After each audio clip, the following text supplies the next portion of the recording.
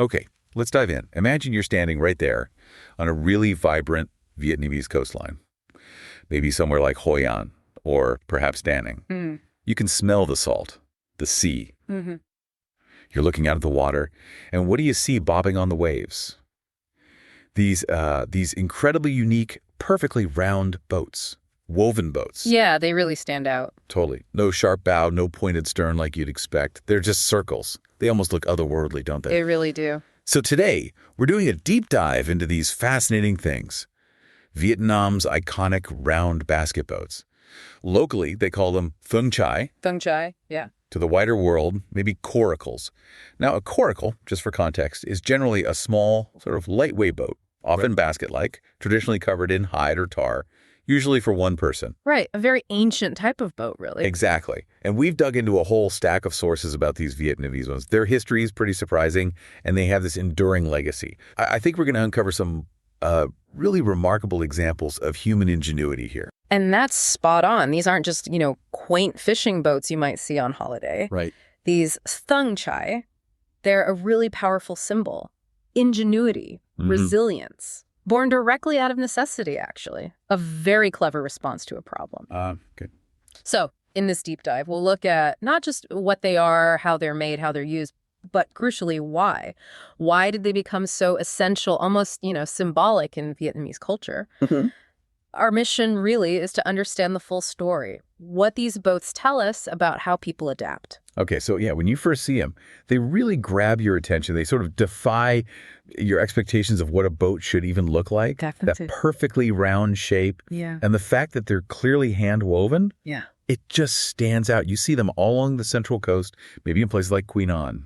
Dozens of them, sometimes just waiting for the next fishing trip or drying in the sun. Yeah, pulled up on the beach. They just don't resemble any other boat you've likely seen. And that visual, that kind of, what is that feeling? That's our starting point. Indeed. And their construction. Well, that's where a lot of the initial mystery and, frankly, their brilliance lies. Okay. These are meticulously handwoven. The main material is very young bamboo. Young bamboo. Why young? Well, it's not just because bamboo is everywhere in Vietnam. It's chosen specifically for its buoyancy, its incredible strength, but also its flexibility. You need that flex to weave it tightly into that robust, stable, round shape. Makes sense. And crafting them is a real art. Artisans strip the bamboo, dry it, then weave it in this dense sort of crisscross pattern, often multiple layers, for rigidity, for durability. Right. Then once the structure's done, it needs waterproofing. That's crucial, obviously. Obviously, yeah. How do they do that? Today, it's usually layers of tar or resin, sometimes even fiberglass for, modern durability. But the really memorable detail, and it speaks to that resourcefulness we mentioned, historically, and maybe still in some remote spots, they used a kind of clay made from dried cow dung mixed with resin. Wow, cow dung. Seriously. Seriously. Imagine that. Taking something so readily available, a natural resource, and turning it into a vital part for going out on the sea. That's incredible resourcefulness. It really is. And making one. It's a highly specialized skill, often passed down through families, through generations. It can take a dedicated artisan several days, maybe even up to a week, just for one boat, making sure every weave, every seal is just right. Okay, the cow dung waterproofing. That's definitely a detail that sticks with you. Shows such a connection to the local environment. Absolutely. But maybe the most incredible part isn't just how they're sealed, but the really ingenious reason why they ended up with this perfectly round shape. Yes. The origin story. Yeah, it's a story that comes from a very real problem needing an extraordinary solution. I want you, our listener, just to think for a second, what kind of, external pressure or problem would make someone design a fishing boat that's basically a big floating basket? It's a good question to pause on, and the answer takes us back late 19th, early 20th century, during the French Colonial era in Vietnam. Okay, the colonial period. Right. The French administration, always looking for revenue, always looking for control, they imposed this tax, a pretty significant, often crippling tax on all boats used by the locals. A tax on boats. Exactly. And for many Vietnamese fishermen, their whole livelihood depends on their daily catch. They operate on really thin margins. This boat tax, It was just unaffordable for many. So it wasn't just annoying, it was like an existential threat. It really was. It created an immediate, severe economic crisis, directly threatened their ability to feed their families. It was a tax meant to control resources, but it accidentally sparked this incredible act of, well, cleverness. So facing this impossible situation, needing to fish but can't afford the boat tax, what did they do? What was the radical, kind of out-of-the-box thinking they used to get around the rules and keep fishing? This is where that human spirit, that ingenuity, really shines. Yeah. They needed something cheap, something sturdy enough for their catch, something that could handle the waves, and crucially, something that somehow avoided this boat tax. And the answer was round. The answer was round. The round basket boat, the thung chai, the coracle. By making them round and meticulously, perhaps even argumentatively, classifying them not as boats in the French bureaucratic sense, but as baskets or containers, essentially just oversized woven carrying things. Because of that classification, they were deemed exempt from the colonial boat tax. That is brilliant. Just redefine it. It's not a boat, it's a basket. Exactly. It was a fantastic, almost defiant workaround. It let them keep doing what their families had done for generations. Wow. What's really remarkable here is seeing how that kind of adversity, that pressure, can spark such incredible innovation. This boat, this thung chai, it's not just a fishing tool. It's really a testament to human resourcefulness, determination, the will to survive and adapt. Yeah. It embodies this level of cleverness that just resonates through history, a quiet rebellion almost, woven right into their daily lives. The shape itself became a symbol of, well, economic freedom and cultural resilience. It's just an amazing origin story. But okay, it does raise the question. How could this deceptively simple basket actually work as a reliable fishing boat, out on the ocean? Yeah, it seems counterintuitive, doesn't it? A round, flat-bottom thing being seaworthy. Totally. How did these seemingly fragile crafts handle the, often pretty powerful waves of the South China Sea? Well, it comes back to those specific design elements and materials. Bamboo, as we said, it's buoyant, flexible, strong enough for the weave. Right. But it's the shape, the circle itself, that gives it a unique advantage in certain conditions. Oh, so? Unlike a normal boat with a sharp bow that tries to cut through waves, which can lead to a lot of pitching and rolling in choppy water, these round coracles, they're designed to essentially ride upon the waves.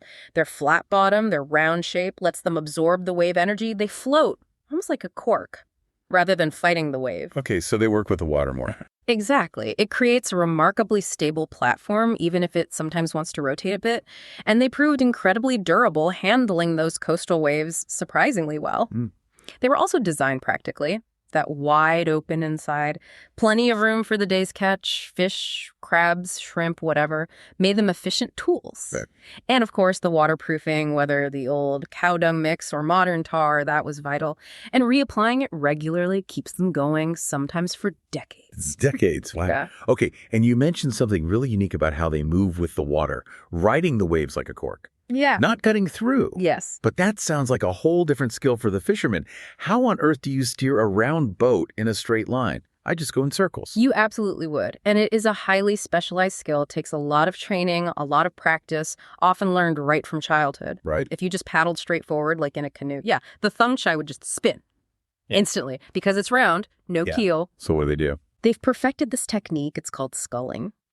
They use the oar in this specific arc-like motion, almost like a figure eight underwater. A figure eight? Yeah, it acts almost like a tiny propeller. It pushes water backward and slightly sideways to propel the boat forward, but at the same time, it counteracts that natural spin.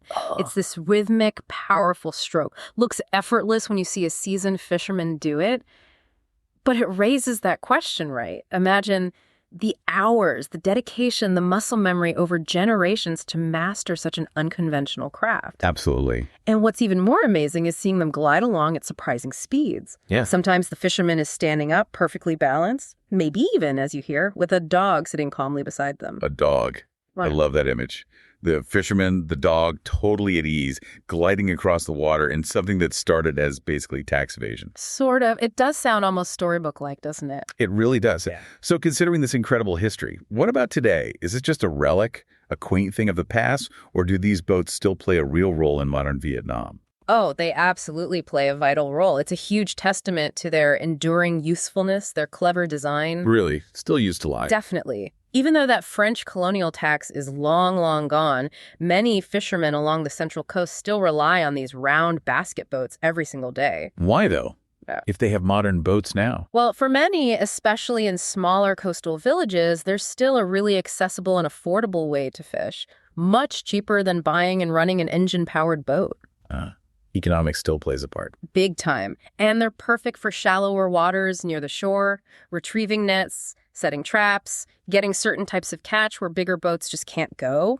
Plus, they're tough, resilient to the elements, and because they're simple, they're easier and cheaper to fix if something goes wrong.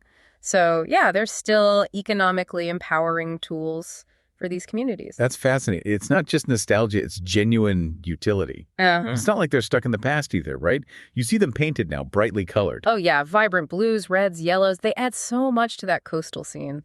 And fishermen aren't afraid to modernize them a bit. I heard they sometimes put motors on them. They do. You might see a small outboard motor clamped on the side, lets them go further out, maybe up to 5 kilometers offshore. Often they work alongside a main, larger fishing boat, using the basket boat to ferry nets or bring back the catch. Right. But that image still holds, the lone fisherman standing or sitting in his round boat, maybe with that dog. The dog again. Yeah. Paddling or motoring out for the day. It's such a clear link back through centuries of heritage, but still practical today. It really is. And if you connect that to the bigger picture, these boats, they're way more than just tools now.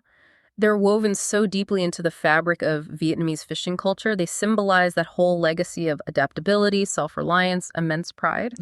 The fact that they're still actively used, even with motors sometimes, shows how truly ingenious solutions can survive and even thrive despite technological change. They've really stood the test of time, modernization, economic shifts. They're a cherished part of the identity, especially along the coast. It speaks to a real respect for their practical genius. And it's not just fishing either, is it? Our sources mentioned other surprising uses. Shows how versatile they are. Exactly. They pop up in festivals, in contests between fishermen. Imagine races with these things. That must be a sight. Absolutely. A vibrant celebration of skill, of cultural heritage. Seeing them paddled with that incredible speed and precision, vying for a prize, it really showcases the mastery needed. And some are even adapted as little floating shops on rivers, supplying food, drinks, other goods to fishermen or riverside communities. Yeah. Like tiny mobile marketplaces. Floating shops, that's amazing adaptability. Keeps them relevant and visible. It does. And for you, our listener, if you're maybe planning a trip to Vietnam or you're just curious about these really immersive cultural experiences, these boats offer such a direct, tangible link, a connection to that inventiveness, that living heritage. Yeah, a window into resourcefulness. Precisely. And it's something you can actually experience, right? You mentioned tourists can take rides. Oh, yes, definitely. Many places in Hoi An, Da Nang, other spots in central Vietnam offer tourists the chance to hop in a basket boat. Get a feel for it yourself. Exactly. You can try to learn a few paddle strokes from a local fisherman. It gives you a much deeper appreciation for the daily lives, the skills that define these coastal communities. That sounds like a great experience. And it's not just on the water. Some companies, like Mondoro was mentioned, they've even reimagined the beautiful woven structure itself into modern home accessories like chairs, tables, taking that rich tradition and bridging it with contemporary design. Yeah. Bringing a piece of that Vietnamese ingenuity right into people's homes around the world. From tax dodge to designer chair. That's quite a journey. Isn't it? So, okay, we've really journeyed here. From just seeing this strange-looking boat on the water to uncovering its deep history, born from economic necessity, colonial defiance, then through its ingenious design, the incredible skill needed to use it, all the way to where it is now. A cherished cultural icon, still very much in use. Yeah. It's such a profound testament, isn't it? How human creativity, when pushed by need and connected to the environment, can create something so enduring, a solution that lasts centuries. Absolutely.